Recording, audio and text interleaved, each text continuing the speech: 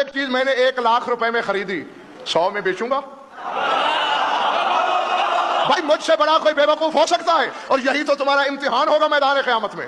دہشت ناکی محشر کو دیکھ کر تمہارے حواس کھو جائیں گے اور اللہ پوچھ لے گا کیا لائے ہو؟ علی کی ولا، جنت دے دوں بدلے میں؟ چونکہ دہشت ناکی سے ڈر گئے ہوگے، دل اندر دھڑک رہا ہوگا کہ کیا ہوتا ہے. اور جب اللہ کہے گا جنت دے دوں، تم کہو گے بابا موجی ہو گئی، ٹھیک ہے اللہ میاں دے دے. تم تو چلے جاؤ گے یہ کہہ کر جنت میں.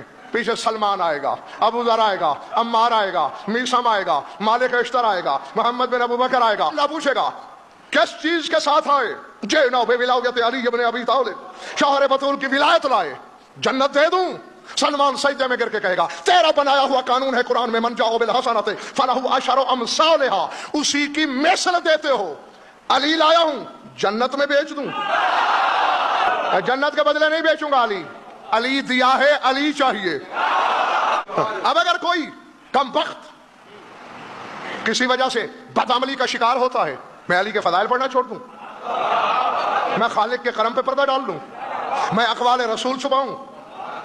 یہ نہیں ہو سکتا. اور ڈنکے کی چوٹ پر کہہ رہا ہوں. یہی سننا چاہتے ہو تو آؤ کھلے لفظوں میں سن لو. اگر ایمان دل میں ہے، سر سے پاؤں تک گناہوں کے کنویں میں ڈوبا ہوا کیوں نہ ہو، دنیا کی کوئی طاقت اس سے ایمان کا لقب نہیں چھین سکتی. نہ میں نے نقوی صاحب ایسے نہیں کہہ دیا. خدا نے نہیں کہا قرآن میں یا ایھا الذین آمنوا لا تقربوا الصلاۃ وانتم سکارا، اے ایمان والو نماز کے قریب نہ جانا جب تم نشے کی حالت میں ہو. اللہ نشئی بھی کہہ رہا ہے، مومن بھی کہہ رہا ہے.